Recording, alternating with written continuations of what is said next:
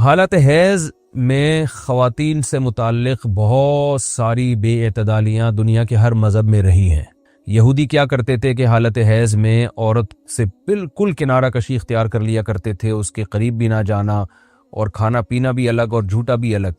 تو بعض مذاہب میں کوئی فرق ہی نہیں تھا کہ حالت حیض عورت پاکی کے ایام میں۔ تو جب اسلام دنیا میں آیا تو صحابہ کرام کو یقیناً یہ خیال پیدا ہوا کہ بھئی اب اسلام کے اس بارے میں کیا احکام ہیں کہ جب خواتین مینسز کی حالت میں ہوتی ہیں شادی شدہ، تو کیا ہم ان سے ہم بستری کر سکتے ہیں یا نہیں کر سکتے، کیا اس کے احکامات ہیں؟ تو اللہ نے صحابہ کے سوال کو اور پھر اپنے جواب کو قرآن مجید کا جز بنا کے نازل کر دیا۔ وَيَسْأَلُونَكَ، اور یہ لوگ آپ سے سوال کرتے ہیں، عن المحیض، حیض کے بارے میں۔ تو حیض کے بارے میں سوال نہیں تھا، اصل میں سوال یہ تھا کہ حالت حیض میں زوجہ سے ہم بستری جائز ہے یا نہیں ہے، تو قرآن نے اس کی طرف اشارہ کر دیا۔ قل، اے نبی آپ ان سے کہہ دیجئے، ہوا اذن، اذن اصل میں تکلیف کو بھی کہتے ہیں، گندگی کو بھی کہتے ہیں، تو یہاں گندگی مراد ہے کہ وہ گندگی ہے۔ فاعتزلوا النساء، لہذا عورتوں سے دور رہو، فی المحیض، حالت حیض میں، ولا تقربوہن، اور ان کے قریب مت جاؤ، حتی یطہرن، جب تک کہ یہ پاک نہ ہو جائیں۔ تو اس میں قرآن مجید نے جو لفظی ترجمہ ہے وہ قرآن کی آیتوں کا یہی ہے کہ ان سے کنارہ کشی اختیار کر لو، لیکن احادیث سے ہمیں پتہ چلتا ہے کہ یہاں کنارہ کشی اختیار کرنا یہ کنایہ ہے ہم بستری کرنے سے، یعنی ان سے ہم بستری کرنا تمہارے لیے جائز نہیں ہے۔ کنارہ کشی سے وہ جو یہودی کر لیا کرتے تھے وہ مراد نہیں ہے یہاں پہ، اور اس کی تفصیل احادیث میں۔ تو قرآن نے چونکہ صاف لفظوں میں جماع کا ہم بستری کا ذکر نہیں کیا، تو صرف کنایوں سے کام لیا ہے قرآن مجید نے۔ فاعتزلوا النساء، ان سے اعتزال کرو، یعنی دور رہو ان سے۔ دور رہنے کا مطلب صرف دور رہنے سے یہ مراد ہے، صحیح حدیث ہے، نبی صلی اللہ علیہ وسلم نے فرمایا، اصنعوا کل شیء الا النکاح، حالت حیض میں اپنی زوجہ کے پاس تم جا سکتے ہو، سب کچھ کر سکتے ہو سوائے جماع کے۔ تو انٹرکورس جو اسے کہا جاتا ہے وہ حلال نہیں ہے۔ تو باقی نبی صلی اللہ علیہ وسلم نے فرمایا کہ ایسی کنارہ کشی کہ بالکل اس کا جھوٹا نہ پیو اور بالکل دور ہو جانا، اس کی اسلام میں اجازت نہیں ہے، اور نہ بستر الگ کرنے کی ضرورت ہے۔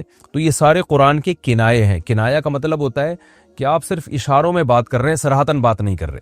تو میں اس میں نقطے کی بات بھی بتاؤں گا کنایہ کیوں ہے، کہ فاعتزلوا النساء فی المحیض، عورتوں سے حالت حیض میں دور رہو، ولا تقربوہن، ان کے قریب مت جاؤ۔ تو یہ قریب جانا بھی اصل میں جماع اور ہم بستری سے کنایہ ہے، یعنی اشارہ ہے ہم بستری مت کرو۔ تو جماع کا صراحتاً ذکر نہیں کیا جا رہا، تو مراد وہی ہے کنایہ، کنائے میں بات کی جا رہی ہے۔ ایک جگہ قرآن میں آتا ہے لا تقربوا الزنا، زنا کے قریب مت جاؤ۔ تو ممکن ہے کسی کو اشکال ہو کہ وہاں تو ہم یہ کہتے ہیں کہ زنا کے قریب بھی مت جاؤ، تو وہاں قریب نہ جانے سے ہم حقیقی معنی مراد لیتے ہیں کہ بھئی زنا ایسا کام کرنا جو زنا یعنی زنا تک لے کر جاتا ہے وہ بھی تمہارے لیے حرام ہے، تو وہاں تو یہ ترجمہ کرتے ہیں، تو یہاں بھی وہی ترجمہ ہونا چاہیے، ولا تقربوہن، ان عورتوں کے قریب بھی مت جاؤ۔ یا مطلب کیا ہے کہ اس گھر میں بھی نہ رہو، اس کمرے میں بھی نہ رہو جہاں تمہاری جو بیوی رہتی ہے جو مینسز کی حالت میں ہے۔ تو یاد رکھیں وہاں چونکہ زنا کا لفظ اللہ نے صراحتاً ذکر کر دیا، کنایہ کی اب ضرورت نہیں ہے، لہذا وہاں لا تقربو کا مطلب لا تقربو ہی ہے، یعنی قریب مت جاؤ۔ تو زنا کے قریب مت جاؤ یہ کنایہ نہیں ہے، اس کا مطلب صاف کہ زنا تو دور کی بات ہے، کوئی ایسا کام بھی نہیں کرنا جو زنا کے قریب لے کے جاتا ہے، لیکن یہاں اللہ نے ہم بستری کے لفظ کا صراحتاً ذکر نہیں کیا، لہذا جہاں ذکر نہیں ہوتا تو وہاں اشارتاً ذکر کیا جاتا ہے، اور اشارتاً جب ذکر کیا ہے تو یہاں لا تقربوہن، یہ قرب سے خاص قسم کا قرب مراد ہے، اس سے مطلق قرب مراد نہیں ہے کہ کسی کے بھی قریب چلے جاتے ہیں۔ تو یہاں خاص قسم کا قرب مراد ہے، وہ قرب یہی ہے کہ مکمل جمع کرنا حالت حیض میں، اس کی اجازت نہیں دی جا رہی، لیکن اللہ نے اس کو گول مول طریقے سے کنائے کے ذریعے ذکر کیا ہے، حتی یطہرن، یہاں تک کہ وہ پاک ہو جائے۔ تو یہ جو میں نے بتایا کہ حالت حیض میں نبی صلی اللہ علیہ وسلم سے صحیح احادیث سے ثابت ہے، اور اس پر پوری امت کا اجماع ہے، اتنی واضح احادیث ہیں بخاری اور مسلم کی اس بارے میں کہ حالت حیض میں آپ بیوی کے قریب جا سکتے ہیں، اور حیا کے خلاف مسئلہ ہے، لیکن اب ایک بات آ گئی تو میں بتا دوں کہ اس کی تفصیل فقہاء نے بیان کی ہے کہ جو ناف سے لے کر گھٹنوں تک جسم پہ کوئی کپڑا ڈال دیا جائے اور پھر باقی زوجین ایک دوسرے سے جو ہے وہ ریلیشن قائم کر سکتے ہیں باقی باڈی کے ذریعے، لیکن یہ کہ جو مکمل جمع ہے وہ حلال نہیں ہے اور وہ سخت گناہ ہے۔ آگے اللہ نے ارشاد فرمایا فَإِذَا تَطَهَّرْنَا، پس جب وہ مکمل پاک ہو جائیں، فَأْتُوهُنَّ، تو پھر تم ان کے پاس آؤ۔ اب یہ بھی دیکھیں ان کے پاس آؤ یہ کنایہ ہے جمع سے، یہ نہیں کہ آپ کی زوجہ جو ہے وہ جب حیض سے پاک ہوئی ہے تو آپ اب اس کے پاس جا کے چائے پی سکتے ہیں، وہاں بیٹھ کے کھانا کھا سکتے ہیں، یہ مراد نہیں ہے، یہ سب کنایہ اور اشارتاً قرآن بات کر رہا ہے۔ فاتوہن، تو ان کے پاس آؤ، یعنی مطلب ان سے تم جمع کر سکتے ہو، جمع کرو ان سے، من حیث امرکم اللہ، ایسے جیسے اللہ نے حکم دیا ہے۔ تو اس سے پتہ چلتا ہے کہ جمع کا ایک ناجائز اور حرام طریقہ بھی ہے اور ایک جائز طریقہ بھی ہے۔ تو قرآن بتا رہا ہے کہ جائز طریقے سے تم جمع کر سکتے ہو، ناجائز طریقے سے جمع نہیں کر سکتے۔ وہ جائز اور ناجائز کیا ہے وہ میں انشاءاللہ بتاتا ہوں۔ ان اللہ، بے شک اللہ تعالیٰ، یحب التوابین، توبہ کرنے والوں سے بھی محبت کرتا ہے، ویحب المتطہرین، اور تطہر جو ہے نا، یاد رکھیں، دیکھیں یہاں دو لفظ استعمال ہوئے ہیں، ایک استعمال ہوا ہے طہورا یطہرو، حتی یطہرنا، اس کا مطلب ہوتا ہے پاک ہو جانا، اور ایک ہوتا ہے تطہرنا، باب تکلف ہے، یعنی تھوڑا تکلف سے پاک ہونا، اہتمام کر کے۔ ایک پاک تو یہ ہے کہ بس چلو بھی پاک ہو گئے، ایک ہے کہ بہت یعنی پاک صاف رہنے کی بڑی کوشش کرنا۔ تو جو صفائی پسند لوگ ہوتے ہیں نا، وہ جب تک صفائی کا خبط ان کے اوپر سوار نہیں ہو جاتا اور تکلف نہیں کرتے، اس وقت تک پاک صاف وہ رہتے نہیں ہیں۔ تو اس لیے اللہ تعالیٰ نے تکلف کے ساتھ طہارت کا حکم دیا۔ تو اسی وجہ سے بہت سے علماء کہتے ہیں کہ اس سے حالت حیض کے بعد غسل کرنا مراد ہے، کہ اگر عورت کے 10 دن سے پہلے حیض آنا ختم ہو جائے تو عورت پر پھر واجب ہو جاتا ہے کہ وہ باقاعدہ غسل کر کے اپنے آپ کو پاک صاف کرے۔ تو یہی مراد ہے اس سے۔ اللہ نے فرمایا فَإِذَا تَطَهَّرْنَا، جب وہ مکمل پاک ہو جائیں، فَأْتُوهُنَّ مِنْ حَيْثُ أَمَرَكُمُ اللَّهُ، تو پھر اس طرح آؤ ان کے پاس جیسے اللہ نے حکم دیا۔ بے شک اللہ تعالیٰ محبت کرتا ہے توابین، توبہ کرنے والوں سے، وَيُحِبُّ الْمُتَطَهِّرِينَ، اور خوب تکلف کے ساتھ پاک صاف رہنے والوں سے۔ تو توبہ اور تطہر کا تذکرہ کیا۔ توبہ روحانی طہارت کو کہتے ہیں، اور جو تطہر ہے وہ جسمانی طہارت کو کہتے ہیں۔ یعنی اسلام یہ چاہتا ہے کہ آپ روحانی طور پہ بھی پاک صاف رہیں اور جسمانی طور پہ بھی۔ روحانی پاکی کیا ہے کہ اگر آپ سے کوئی گناہ ہو جاتا ہے تو رو دھو کے اللہ کو منا کے راضی کر لیں، تاکہ دل جو گندا ہوا ہے وہ بھی صحیح ہو جائے۔ اور جسمانی پاکی یہی ہے کہ جسم پہ کوئی گندگی لگی ہے تو وہ پاک ہو جائے۔ تو اس میں اللہ نے حالت حیض میں عورت کو بھی حکم دیا کہ وہ بھی نہا دھو کے پاک ہو جائے جب حیض سے پاک ہوتی ہے، اور مرد کو بھی حکم دیا کہ حالت حیض میں تم گندگی کی حالت میں جماع مت کرو بیوی کے ساتھ، خون میں لت پت ہو جائے گا انسان، اور یہ گندگی ہے۔ تو اللہ تعالیٰ پاک صاف رہنے والوں کو پسند کرتے ہیں۔ تو جو حالت حیض میں بیوی سے جماع کرتا ہے، اس کا مطلب وہ پاک صاف آدمی نہیں ہے، وہ گندگی کے وقت میں اس کے قریب جا رہا ہے، تو یہ بھی غلط ہے۔ اور اگر خدا نخواستہ کسی سے ایسا ہو گیا ہو تو اللہ نے توبہ کا حکم دیا کہ توبہ کر کے اللہ کو مناؤ، کیونکہ روحانی طور پر جو گندگی ہوئی ہے اس سے بھی تمہیں پاک رہنا ضروری ہے۔ تو اللہ کو اچھے لوگ، پاکیزہ لوگ پسند ہیں۔ تو حالت حیض کی آیتوں کے بعد اللہ نے یہ اس لیے حکم دیا تاکہ اس عمل کے دوران گندگی میں ملوث نہ ہونا پڑے۔ اور یہ حکمت بھی اللہ نے بیان کر دی کہ حالت حیض میں جماع سے ہم تمہیں اس لیے منع کر رہے ہیں کہ اللہ کو پاک صاف لوگ پسند ہیں، گندگی میں انوالو ہونے والے، ملوث ہونے والے لوگ اللہ کو پسند نہیں ہیں۔ میں پھر علمی نکات کے تحت انشاءاللہ اس کی مزید جو ہے وہ ڈیٹیل بیان کروں گا جب علمی نکتے بیان کروں گا میں آگے۔ اللہ نے ارشاد فرمایا نساؤکم حرث لکم، تمہاری عورتیں تمہارے لیے بمنزلہ کھیت کے ہیں۔ حرث عربی میں کھیت کو کہتے ہیں، تو بمنزلہ کھیت کے ہیں۔ جیسے بیج ڈالا جاتا ہے کھیت میں اور اس سے پیداوار بڑھتی ہے، تو عورت کی جو ایک حیثیت ہے، نیچر نے جو اس کی ایک حیثیت متعین کی ہے، وہ بھی ایک نسل بڑھانے کا ذریعہ ہے، جس میں مرد کا جو اسپم ہے وہ بطور بیج کے ہے اور جو اولاد ہے وہ ایک پیداوار کی طرح ہے۔ تو اللہ نے یہ یاد رکھیں، اس آیت کو نا بہت سارے غیر مسلموں نے عورت کے خلاف بہت نیگیٹیوٹی پھیلائی ہے کہ دیکھو اسلام عورت کی توہین کرتا ہے، اس کو کھیتی سے تعبیر کرتا ہے۔ تو کچھ لفظ کسی اور زبان میں جب وہ جاتے ہیں نا تو وہ توہین کا معنی دیتے ہیں۔ عربی میں جو حرث کا معنی ہے یہ تعظیم کے لیے ہے، توہین کے لیے نہیں ہے۔ اردو میں جو کھیتی کا معنی ہے وہ توہین کے لیے استعمال ہوتا ہے۔ کھیتی یعنی جو پاؤں میں روندی ڈالنے والی، اور زمین جو ہے نا پاؤں میں گویا روندی، اس کو روندا جا رہا ہے۔ تو اس لیے اس کا اردو میں بالکل اسی طرح جو لوگ ترجمہ کر دیتے ہیں کہ عورتیں تمہاری کھیتیاں ہیں، تو یہ ترجمہ میرا خیال ہے اس لیے درست نہیں ہے کہ اردو میں اس کا مفہوم ہی چینج ہو جاتا ہے۔ یعنی گویا ایک عزت کے لیے جو لفظ اللہ نے استعمال کیا وہ ذلت کا ذریعہ بن جاتا ہے۔ تو اس لیے کسی بھی زبان میں جب ہم کسی بھی لفظ کا ترجمہ کرتے ہیں تو اس زبان کے ہمیں محاوروں کو دیکھنا چاہیے کہ اس زبان میں یہ لفظ کس معنی میں استعمال ہو رہا ہے۔ مثال کے طور پر ہو سکتا ہے کتا کا لفظ کسی زبان میں وفاداری کے لیے استعمال ہوتا ہو، کسی کو لوگ ڈاگ کہتے ہوں تو اس کا مقصد ہوتا ہے وفادار انسان ہے، لیکن ہمارے ہاں اردو میں گالی ہے وہ، اور آپ بولیں کہ بھئی وہ فلاں قوم ڈاگ کہتی ہے تو ہم کتا کہیں گے، تو آپ جب اس کا ترجمہ اردو میں کریں گے تو کتے سے نہیں کر سکتے، تو اسی طرح یہ عربی کا جو لفظ ہے اس میں بھی یہ چیز غور یعنی ملحوظ رہنی چاہیے. تو اس لیے اس کا ترجمہ کیا جائے گا تمہاری عورتیں تمہارے لیے پیداوار بڑھانے کا ذریعہ ہیں, نسل بڑھانے کا ذریعہ ہیں. فاتو حرثکم, تم اپنے اس نسل بڑھانے کے ذریعے کے پاس آؤ, انا شئتم, جیسے چاہو, وقدموا لانفسکم, اور اپنے نفسوں کے لیے آگے بھیجو, یعنی اولاد کی نیت سے آیا کرو زوجہ کے پاس اور آخرت کے لیے انتظام کرو, یعنی اولاد پیدا کر کے جو تاکہ دنیا اور آخرت میں تمہارے لیے فیوچر میں تمہارے لیے کام آئے, دنیا بھی داخل ہے آخرت بھی داخل ہے. تو یہ آیت کا بھی ایک شان نزول ہے کہ صحابہ کرام تو چونکہ جو خواتین تھیں مکہ میں صدیوں سے وہ لوگ آباد تھے, ان کے سفر خاص طور پہ عورتوں کے سفر بہت ہی کم ہوا کرتے تھے. تو جب ہجرت ہوئی ہے اور جو ہے نا ہجرت کر کے بہت ساری صحابیات مدینہ آئی ہیں, تو مدینہ میں ان کے نکاح دوسری قوموں میں ہوئے, پھر انصار صحابہ سے بھی ہوئے. تو چونکہ تقویٰ تھا ان خواتین میں, للہیت تھی, تو بعض جگہ ایسے واقعات ہوئے کہ میاں بیوی کے جو آپس کا ریلیشن ہوتا ہے, ظاہر ہے وہ ہر قوم میں اور ہر جو ہے نا شخص کا مزاج دوسرے سے مختلف ہوتا ہے. تو بعض مردوں نے اس طرح سے اپنی زوجات کے ساتھ ہم بستری کی کہ ان خواتین کو پھر اشکال ہوا کہ پتہ نہیں اس طرح سے ہم بستری کرنا جائز بھی ہے یا نہیں ہے. تو انہوں نے نبی صلی اللہ علیہ وسلم سے یہ مسئلہ پوچھا کہ یا رسول اللہ, ہمارے شوہر ہمارے پاس اس طرح سے آتے ہیں تو کیا یہ جائز ہے یا نہیں. تو ان کے سوال کو بھی مبہم رکھا گیا اور قرآن نے اس کے جواب کو بھی کنایتاً بیان کیا, کیونکہ مسئلہ بظاہر حیا کے خلاف ہے. تو قرآن جب بھی کوئی ایسی بات ہوتی ہے تو اشارتاً کنایتاً اس کا تذکرہ کر دیتا ہے تاکہ مسئلہ بھی واضح ہو جائے, کیونکہ ظاہر ہے اس کی ضرورت تو قیامت تک آنے والے انسانوں کو پڑ سکتی ہے نا. یہ تو ہر میاں بیوی کا اپنا ایک ذاتی مسئلہ ہوتا ہے کہ ہمیں کس طرح سے پرمیشن ہے, کس طرح سے پرمیشن نہیں ہے. تو اللہ تعالیٰ نے بھی اشارتاً ہی اس حکم کو قرآن میں بیان کر دیا, اور قرآن میں اس لیے بیان کیا کہ تاکہ اس میں کوئی اجتہادی اختلاف کی گنجائش نہ رہے.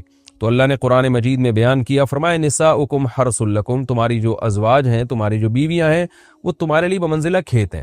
کھیت کا مطلب کیا ہوتا ہے؟ پیداوار بڑھانے کا ذریعہ.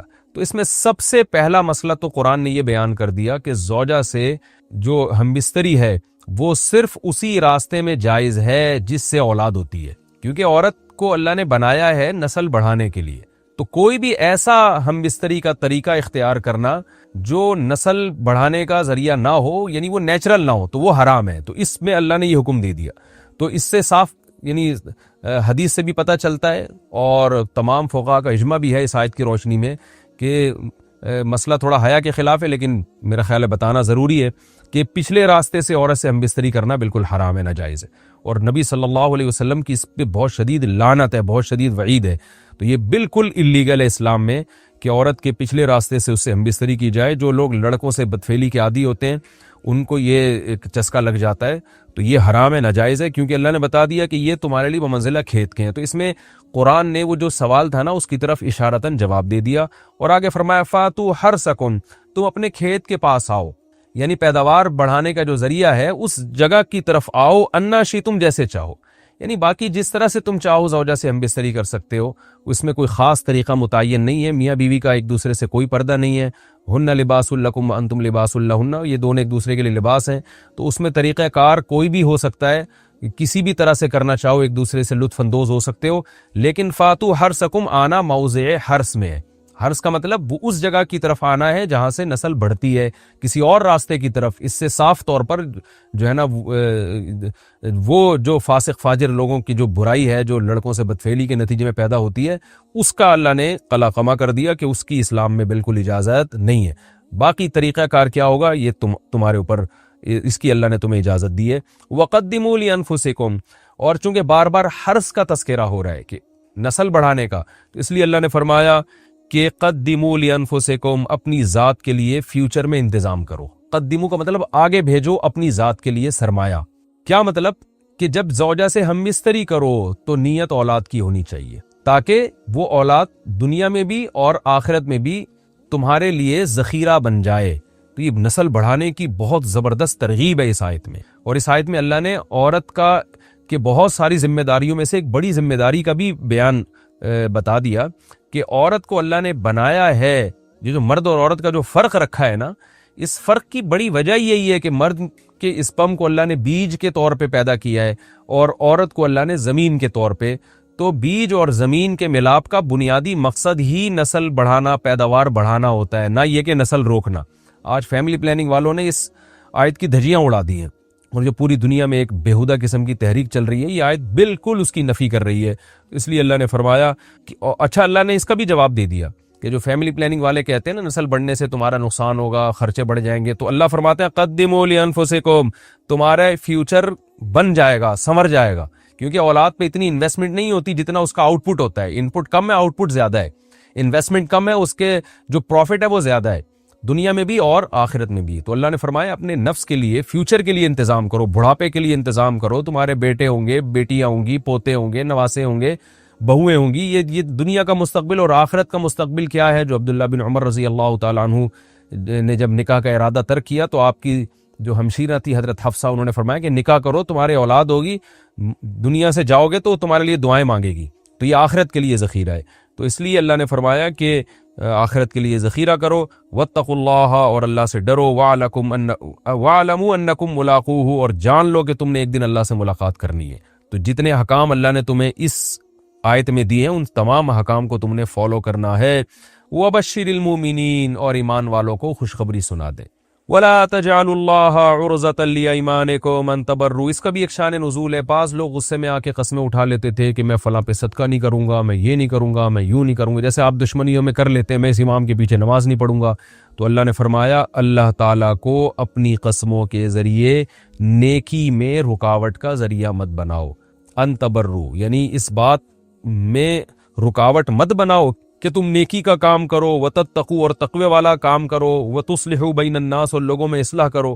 تو ایسی چیزوں یعنی جو نیکی کے کام ہے نا، لوگوں میں اصلاح کرنا۔ بعض دفعہ آدمی کہتا ہے میں ان کی سلو نہیں کراؤں گا، خدا کی قسم میں ان کو لڑنے دوں گا، ایسی کی تیسی، ایسا ہوتا ہے نا۔ آپ آج بھی لوگ قسمیں اٹھا رہے ہوتے ہیں اس ٹائپ کی، ابے جاؤ، یہ تو اللہ نے فرمایا ہے اللہ کے نام کو ذریعہ نہ بناؤ نیکی سے رکاوٹ کا۔ واللہ سمیع علیم، اللہ سننے والا اور جاننے والا ہے۔ اسی وجہ سے حدیث میں آتا ہے کہ اگر کوئی شخص من حلف علی یمین، بخاری مسلم کی حدیث ہے، من حلف علی یمین فرآ غیرہا خیرا منہا فلیکفر عن یمینہ، آپ صلی اللہ علیہ وسلم نے فرمایا کہ جو کسی بات پر قسم اٹھائے، پھر بعد میں اس کو خیال ہوا کہ یار جو میں نے قسم اٹھائی ہے کہ میں یہ کام نہیں کروں گا، وہ تو نیکی کا کام ہے، تو آپ صلی اللہ علیہ وسلم نے فرمایا اسے چاہیے کہ اپنی قسم توڑ دے اور پھر قسم کا کفارہ ادا کرے۔ تو شریعت کا یہی حکم ہے، اگر آپ کسی ایسی بات پہ قسم اٹھا لیں جو مناسب نہیں تھی، ناجائز تو دور کی بات، جو مناسب بھی نہیں تھی، تو بھی اس قسم کو توڑ دینا چاہیے اور اس کا کفارہ ادا کرنا چاہیے۔ تو اللہ نے فرمایا کہ ہاں لا یؤاخذکم اللہ باللغو فی ایمانکم، اب قسم کے بارے میں قاعدہ بیان کیا جا رہا ہے کہ اللہ تمہاری قسموں میں جو لغو قسمیں ہیں ان کے بارے میں تم سے مواخذہ نہیں کرے گا، تمہاری پکڑ نہیں ہوگی۔ جو لغو قسمیں ہوتی ہیں وہ کیا ہوتی ہیں ابھی بتاتا ہوں میں۔ وَلَٰكِن يُؤَاخِذُكُم بِمَا كَسَبَتْ قُلُوبُكُم، ان قسموں کا مواخذہ کرے گا جن کا تمہارا جو قسمیں تمہارے دل کماتے ہیں، کیونکہ اللہ معاف کرنے والا ہے اور برداشت کرنے والا ہے، حلیم ہے۔ اس آیت کی تفسیر میں فقہا کا اختلاف ہے، کیونکہ لغو یمین اور یمین منعقدہ کسے کہتے ہیں اس کی تفسیر میں اختلاف ہے۔ میں اس کی ڈیٹیل بتاتا ہوں۔ پہلی بات تو یہ ہے کہ یمین یعنی قسم کی دو قسمیں ہیں۔ ایک کو کہا جاتا ہے یمین لغو، جو قرآن نے ذکر کی کہ اللہ یمین میں جو لغو یمین ہے، لغو قسمیں، ان پہ اللہ کی طرف سے کوئی پکڑ نہیں ہے۔ اور دوسری قسم ہے جس میں آپ کا دل باقاعدہ ارادہ کرے، تو اس قسم کو کہا جاتا ہے یمین منعقدہ، یعنی منعقد ہونے والی یمین، یعنی وہ یمین جس پر اللہ کی طرف سے پکڑ ہوگی۔ تو دیگر فقہا کے نزدیک، امام شافعی، امام مالک اور امام احمد ابن حنبل کے نزدیک، یمین لغو وہ یمین ہے جو آپ دل کے ارادے کے بغیر ویسے ہی محاورے کے طور پر قسمیں اٹھاتے رہتے ہیں۔ اللہ کی قسم میں نہیں تجھ سے بات کروں گا، لوگ کہہ رہے ہوتے ہیں بات پہ، ابے بھائی اللہ کی قسم میں تو نہیں جاؤں گا وہاں پہ، اللہ کی قسم میں تو یوں نہیں کروں گا، اللہ کی قسم میں تو یوں نہیں کروں گا۔ تو یہ ویسے ہی جو محاورے کے طور پہ زبان سے قسمیں نکلتی ہیں، جمہور علماء کے نزدیک اس قسم کو یمین لغو کہا جاتا ہے، یعنی بیکار قسمیں۔ تو وہ کہتے ہیں جب تک باقاعدہ ارادہ نہیں کرے گا کہ میں باقاعدہ قسم سے یہ ارادہ کر رہا ہوں کہ یہ چیز میرے اوپر واجب ہو جائے، تو جب تک اس ارادے سے سوچ سمجھ کے قسم نہیں اٹھائے گا تو وہ قسم منعقد ہی نہیں ہوگی اور اس پہ کفارہ لازم نہیں ہوگا۔ مثال کے طور پر آپ کا دوست آپ کو بلا رہا تھا، یار کل ناشتہ میرے ساتھ کرو، آپ نے کہا یار میں نہیں کروں گا، وہ کہہ رہا ہے آ جا، کہہ رہا اللہ کی قسم نہیں آؤں گا میں، ایسے ہی کہہ دیا آپ نے باتوں باتوں میں۔ تو جمہور علماء کہتے ہیں اگر آپ نے کل ناشتہ نہیں کیا تو آپ پر کفارہ لازم، اگر آپ نے کل ناشتہ کر لیا تو قسم نہیں ٹوٹے گی آپ کی، کیونکہ یہ تو آپ نے ویسے ہی باتوں باتوں میں ایک بات کہہ دی تھی کہ اللہ کی قسم میں کل تو صبح آپ کے ساتھ ناشتہ نہیں کروں گا، ٹھیک ہے نا، آپ کا باقاعدہ پراپر ارادہ نہیں تھا، تو اس لیے اس پر کوئی کفارہ نہیں ہے، اللہ کی طرف سے کوئی پکڑ نہیں ہے۔ اور اگر آپ نے باقاعدہ ارادہ کر کے کہا کہ اللہ کی قسم میں کل آپ کے ساتھ ناشتہ نہیں کروں گا، اور آپ کی نیت ہے کہ تاکہ یہ قسم کی وجہ سے میرے اوپر یہ کام لازم ہو جائے، تو اب جب آپ کل جا کے ناشتہ کریں گے اس کے ساتھ تو قسم ٹوٹے گی، اس پہ اللہ کی طرف سے مواخذہ ہوگا، کیونکہ اللہ فرماتے ہیں اللہ ان قسموں کا مواخذہ کرے گا جن میں تمہارے دل باقاعدہ قصب کرتے ہیں، اس کا ارادہ کرتے ہیں۔ تو یہ جمہور کے نزدیک ہے، لیکن امام ابو حنیفہ رحمہ اللہ تعالیٰ کے نزدیک جو قسم ہے، اگر فیوچر پہ کسی بات پہ آپ نے قسم اٹھائی ہے تو آپ نے ارادہ کیا ہو یا نہیں ارادہ کیا ہو، دونوں صورتوں میں اگر آپ وہ کام نہیں کرتے تو قسم کا کفارہ آپ کو دینا پڑے گا، آپ پر لازم ہو جائے گا کہ آپ اس قسم کا کفارہ ادا کریں۔ اور ان کے نزدیک یمین لغو کہتے ہیں ماضی کی کسی بات پہ قسم اٹھانا، آپ سمجھے تھے کہ کل ایک کام ہوا ہے ماضی میں، لیکن آپ کا جھوٹ بولنے کا ارادہ نہیں تھا، لغو کا مطلب آپ کا ارادہ نہیں ہے جھوٹ بولنے کا، آپ سمجھ رہے ہو کہ ایسا ہوا ہے، آپ نے قسم اٹھا لی خدا کی قسم کل ایسا ہوا ہے، تو اس پر اللہ مواخذہ نہیں کرے گا، یعنی قیامت میں اللہ کی طرف سے پکڑ نہیں ہوگی، کیونکہ آپ نے جان بوجھ کر جھوٹی قسم نہیں اٹھائی۔ اور آگے فرمایا کہ وَلَٰكِن يُؤَاخِذُكُم بِمَا كَسَبَتْ قُلُوبُكُم، تمہارے دل جس قسم کا ارادہ کرے اس پہ اللہ قیامت کے دن پکڑے گا۔ کیا مطلب؟ آپ نے جان کر اگر جھوٹی قسم اٹھائی ہے، یہ یعنی امام ابو حنیفہ کے نزدیک اس پوری آیت سے ماضی کی قسمیں مراد ہیں، ماضی کی یعنی جھوٹی خبر دے رہے ہیں آپ قسم کے ذریعے۔ مثال کے طور پر کل یعنی آپ سے کسی نے پوچھا کہ بھائی کل جو ہے یہ کام ہوا ہے کہ نہیں ہوا، آپ نے قسم اٹھا کے کہا کہ خدا کی قسم نہیں ہوا، اب آپ کا جھوٹ بولنے کا ارادہ نہیں تھا، دل آپ کا اس قسم پہ جان بوجھ کر آپ نے یہ قسم کا ارادہ نہیں کیا، کیونکہ آپ یہ سمجھ رہے ہو کہ واقعی نہیں ہوا یہ کام، آپ نے کہا خدا کی قسم نہیں ہوا، بعد میں بتایا تو ہوا ہے، تو اب اس پہ اللہ فرماتے ہیں گھبرانے کی ضرورت نہیں ہے، چونکہ آپ نے جھوٹی قسم جان کر نہیں اٹھائی ہے، لہذا اللہ آپ کو معاف کر دے گا۔ لیکن آپ نے اگر جھوٹی قسم اٹھائی اور جان کر اٹھائی ہے تو اس پہ اللہ آپ سے مواخذہ کرے گا۔ تو امام ابو حنیفہ کے نزدیک اس سے وہ قسمیں جن کا فیوچر سے تعلق ہے، اس آیت کا ان فیوچر والی قسموں سے کوئی تعلق ہی نہیں ہے، کیونکہ اس کے لیے دوسری آیتیں ہیں جو ہم پہلے پڑھ چکے ہیں جس میں اللہ نے کفارے کا تذکرہ کیا، وہ کفارہ بہرحال آپ کو دینا ہے۔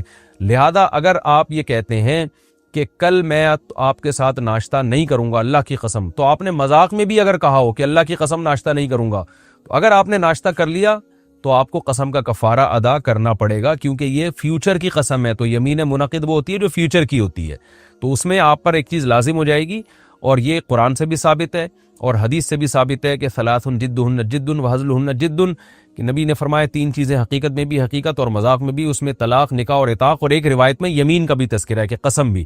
تو وہ کہتے ہیں فیوچر میں اگر کسی نے قسم اٹھائی ہے تو وہ حقیقت میں ہو یا مذاق میں ہو، وہ بہرحال واقع ہو جائے گی، اور اس کی دلیل قرآن کی وہ آیتیں جو ہم سورہ بقرہ کے شروع میں پڑھ چکے ہیں، فَكَفَّارَتُهُ إِطْعَامُ عَشَرَةِ مساکین، کہ اگر کوئی قسم اٹھا کے توڑ دے تو اس کا کفارہ ہے 10 مسکینوں کو کھانا کھلانا۔ سورہ بقرہ میں یہ شاید آگے آئیں گی، مجھے بھی یاد نہیں رہا، لیکن بہرحال قرآن میں اس مضمون کو اللہ نے بہت وضاحت سے بیان کیا ہے۔ تو یہ بھی جو ہے نا قسم کے بارے میں مسئلہ بیان ہو گیا۔ تو جمہور کے نزدیک دوبارہ بتا دیتا ہوں، اگر کوئی مذاق میں قسم اٹھا لے فیوچر کی تو قسم کا کفارہ اس پہ نہیں ہوتا اگر وہ توڑ بھی دے، لیکن امام ابو حنیفہ کے نزدیک فیوچر کی قسم اگر مذاق میں بھی ہو، دل کا ارادہ نہیں بھی ہو، تو وہ قسم منعقد ہو جاتی ہے۔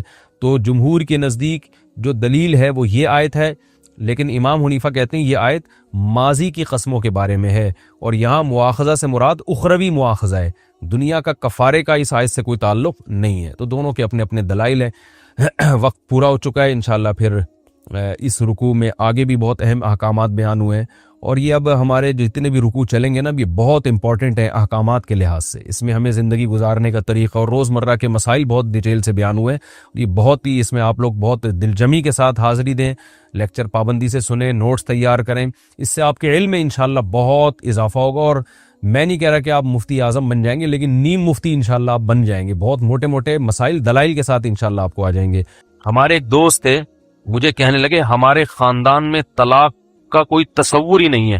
میں نے کہا اچھی بات ہے، لیکن اگر آپ کے خاندان میں میاں بیوی میں نہ بن رہی ہو، وہ بڑے فخر سے بتا رہے تھے کہ ہمارے خاندان میں طلاق کا تصور، یعنی خاندان میں نہیں، ہماری قوم میں، قوم تو بڑی ہوتی ہے نا, ہماری قوم میں طلاق کا تصور ہے ہی نہیں. جو طلاق دے دے وہ اتنا برا سمجھا جاتا ہے کہ پوری زندگی کے لیے لوگ اس کی طرف انگلیاں اٹھاتے ہیں کہ یہ کون ہے, طلاقی ہے, ایسے اس پہ لعنتیں بھیجتے ہیں.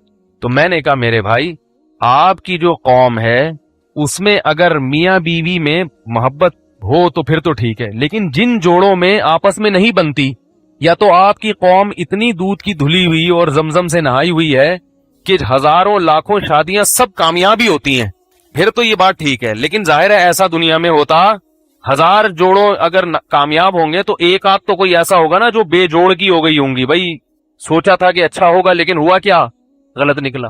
آپ لائے تھے بہت تلاش کر کے, لیکن وہ آپ ہی کے سر پہ اس نے جوتے لگانا شروع کر دیے. یا عورت نے بڑے اچھے مرد کا انتخاب کیا, وہ مرد بعد میں کیا نکلا, فراڈی نکلا, ہیروئنسی نکلا, چرسی نکلا, کچھ بھی نکلا. یا آپ لوگ عالم الغیب ہیں کہ جن کو پتا ہوتا ہے کہ یہ یہی کرنا ہے اور اس کے علاوہ کہیں بھی نہیں کرنا. تو میں نے کہا جن کی شادیاں ناکام ہوتی ہیں ان کا حل کیا ہے؟ پھر کہہ رہے ہیں سولو صفائی کرواتے ہیں. میں نے سولو صفائی بھی اگر ناکام ہو جائے, کوشش بھی ناکام ہو جائے, جوڑ تو ہوتا ہے نا, ایسے نہیں مل رہے مزاج, کہہ رہے ہیں بس ہمارے ہاں نہیں ہوتے. میں نے کہا پھر پتہ ہے کیا ہوتا ہے, جب نہیں مل رہی ہوتی نا, پھر یا تو بیوی کو ڈنڈوٹ سے مار مار کے ہاتھ پاؤں توڑ دیتے ہو اس کے, یا وہ عورت کسی ناآشنا کے ساتھ فرار ہو جائے گی, یہی ہوگا نا. یا وہ ڈپریشن کی مریض بن کے گولیاں کھانا شروع کر دے گی, یہی ہوگا کہ نہیں ہوگا؟ بھائی جب نہیں بن رہی ہوتی, ہر طرح سے مزاج ہی نہیں مل رہا, ایلفی سے تھوڑی چپکانا ہے کہ بھئی چپک کے رہو, بس الگ نہیں ہونا.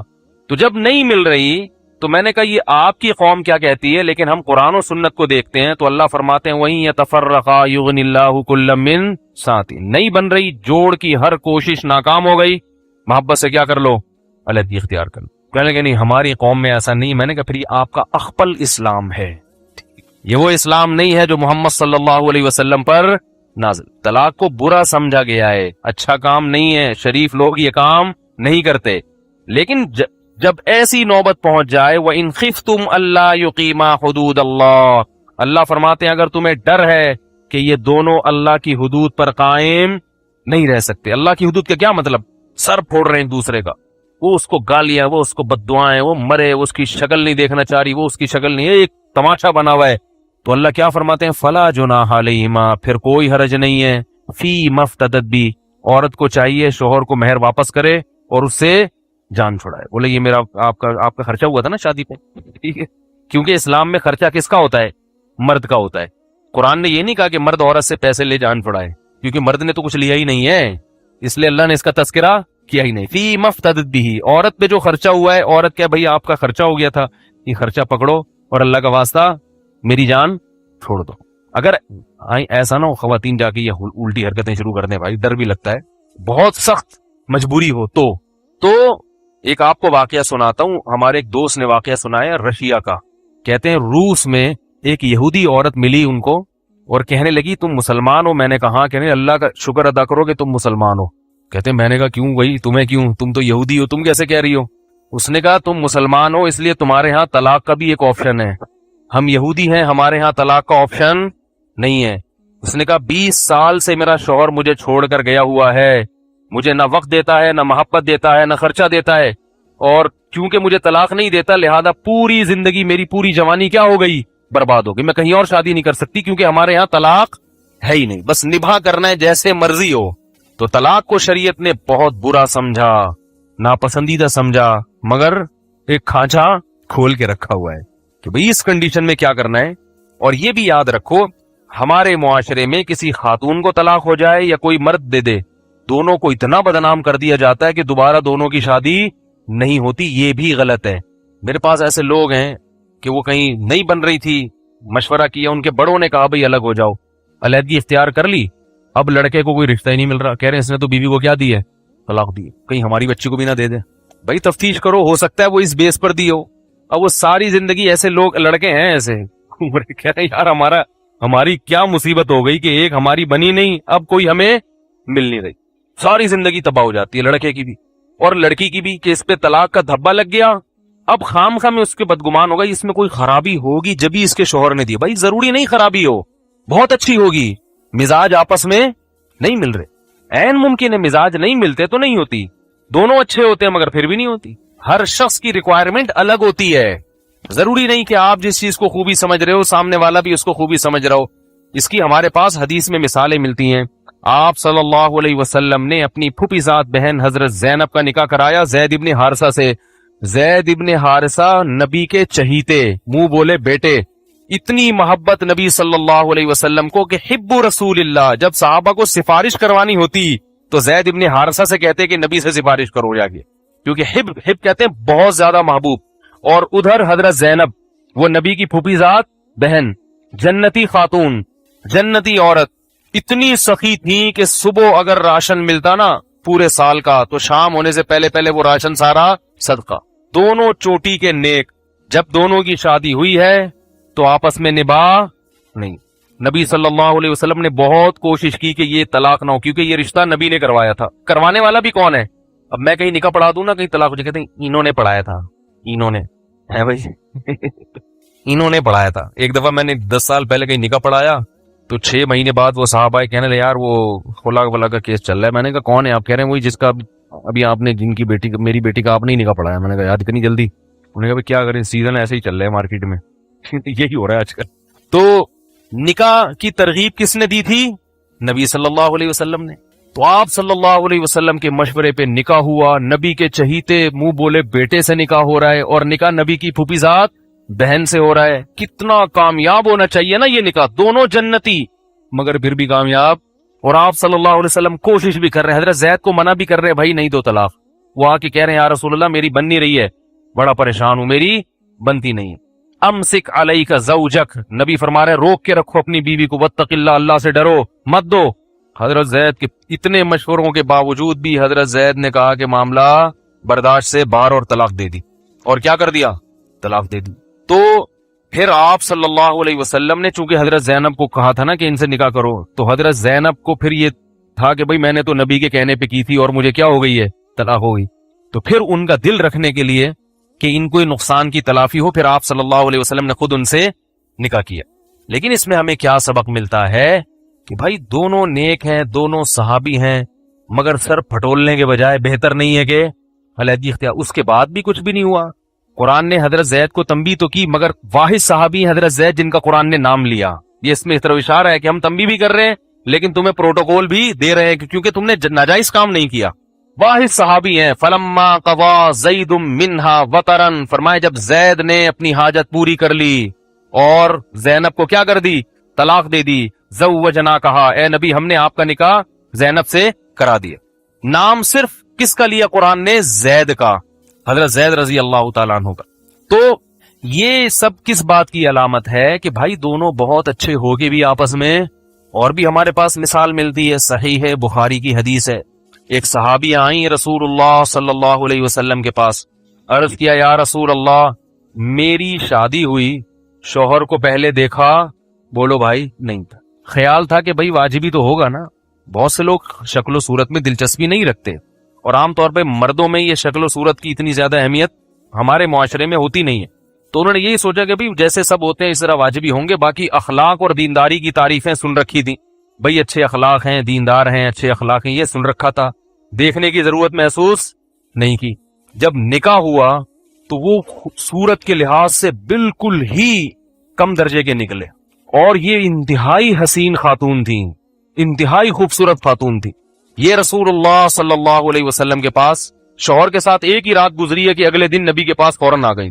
صحیح بخاری کی حدیث, فرمایا رسول اللہ بی من الجمال ما ترا, آپ جانتے ہیں کہ میں کس قدر خوبصورت عورت ہوں, اور میرے شوہر ثابت الانصاری قد کے لحاظ سے چھوٹے, رنگ انتہائی سیاہ, اور ان میں صورت کے لحاظ سے بالکل بھی اٹریکشن نہیں ہے. لا یجتمع رأسی رأسہ, کہ میرا سر ان کے سر کے ساتھ اکٹھا نہیں رہ سکتی, ناممکن ہے. لا اعتب علیہ فی دینہ وخلقہ, یا رسول اللہ مجھے ان کی دینداری پر بھی کوئی اعتراض نہیں اور ان کے اخلاق پر بھی. کتنے کلیئر لوگ تھے, دیکھو جتنی بات ہے اتنی بیان کر رہے ہیں. آج اگر کسی خاتون کو خلا لینا ہو تو عورت اپنے شوہر کو جتنی کائنات میں گالیاں ہیں نا وہ ساری اس کو, کہ ایسا بھی ہے, یوں خرچہ بھی نہیں دیتا, مارتا پیٹتا بھی ہے, گالیاں بھی دیتا ہے, میرے ماں باپ کی بھی عزت نہیں کرتا, اور پتہ نہیں اس کے تعلقات بھی ہیں لڑکیوں سے ناجائز, اور یہ نہ ٹائم دیتا تھا, نہ رات کو گھر آتا تھا, نہ دن میں گھر آتا تھا, اپنی ماں کا غلام بن کے رہتا تھا, اور آج تک اس نے مجھ سے کبھی مسکرا کے بات نہیں کی ہے اور شکل بھی اچھی نہیں ہے ٹھیک ہے, اور صحت بھی, کھانستا بھی بہت ہے, گٹکے بھی کھاتا ہے, یہ بھی کرتا ہے. ارے بھائی کوئی تو خوبی ہوگی نا, اور مرد بھی ایسے ہی کرتا ہے, یہ بد اخلاق بھی ہے, اور جناب یہ نہ میری ماں سے بات کرتی ہے تمیز سے, نہ میرے باپ سے بات کرتی ہے, نہ میری خیر. بھائی کوئی تو خوبی ہوگی اللہ کے بندو. نہیں, بس بہت ہی ایک فارمیلٹی پوری کرنے کے لیے کہنے ہاں تھوڑا سا دوپٹہ پہنتی ہے کبھی کبھار, بس اس طرح کی تھوڑی بہت بیان کر دیں گے تاکہ لوگ یہ نہ سمجھے کہ ہم مبالغہ کر رہے ہیں. تو حضرت وہ جو صحابی آئیں نبی کے پاس, انہوں نے اپنے شوہر کے بارے میں کوئی برائی نہیں کی. فرمایا ان کے دین اور ان کے اخلاق پر مجھے کوئی اعتراض نہیں ہے, لیکن شکل و صورت میں بہت زیادہ میں انتہائی خوبصورت اور وہ انتہائی کم درجے کے, میں ان کے ساتھ اکٹھی نہیں رہ سکتی. آپ صلی اللہ علیہ وسلم نے یہ نہیں فرمایا کہ نکل جاؤ یہاں سے, کیسی باتیں کر رہی ہو. فرمایا کہ ٹھیک ہے ان کے شوہر کو بلاؤ فرمایا کہ تم ان کو طلاق دے دو, اور مہر میں تم نے باغ دیا ہے, پورے باغ مہر میں دیے جاتے تھے, اب 5,000 6,000 یہ مہر چل رہا ہے مارکیٹ میں. اب کیا چل رہا ہے, 25,000 سکہ رائج الوقت, یہ بتانے کے لیے کہ ڈالر نہیں ہے, یہ سکہ رائج الوقت, اور کچھ مہر فاطمی چلا رہے ہیں. تو پورا باغ دیا تھا, مالدار صحابی تھے, پورا باغیچہ مہر میں دے دیا تھا. تو آپ صلی اللہ علیہ وسلم نے فرمایا کہ ان کو طلاق دے دو. مشورہ دیا, انہوں نے کہا کہ بھائی جب نہیں رہنا چاہتی اور یہ حالت ہے ان کی, تو ان صحابیہ نے کہا میں آپ کو آپ کا باغ واپس کرتی ہوں, مزید بھی پیسے چاہیے تو وہ بھی دینے کے لیے. یہ اسلام میں طریقہ ہے, یہ عدالتی خلا میں یہ چیزیں نہیں ہو رہی. شوہر کو بلائے بغیر عدالت شوہر بن کے سارے فیصلے خود بخود کر رہی ہوتی ہے. اس لیے عدالت سے جب خلا لو تو کسی دارالفتہ سے, کسی مستند ادارے سے اس کی تصدیق کرواؤ کہ یہ خلا شرعاً معتبر بھی ہے یا نہیں ہے. ٹھیک ہے نا, بعض صورتوں میں معتبر ہوتا ہے, اکثر صورتوں میں معتبر نہیں ہوتا. تو آپ صلی اللہ علیہ وسلم کو حکم دیا کہ ان کو طلاق دے دو, انہوں نے دے دی طلاق. اب اگر وہ نہیں ہوتی, اچھا انہوں نے ایک بڑی خوبصورت بات کہی, اکرہ الکفر فی الاسلام, یا رسول اللہ میں اسلام میں کفر کو پسند نہیں کرتی. کیا مطلب, میں مسلمان ہوں اور شوہر سے محبت نہ کرنا یہ مسلمان عورت کا شیوا نہیں ہے, یہ اسلام نہیں ہے, تو کفر ہے.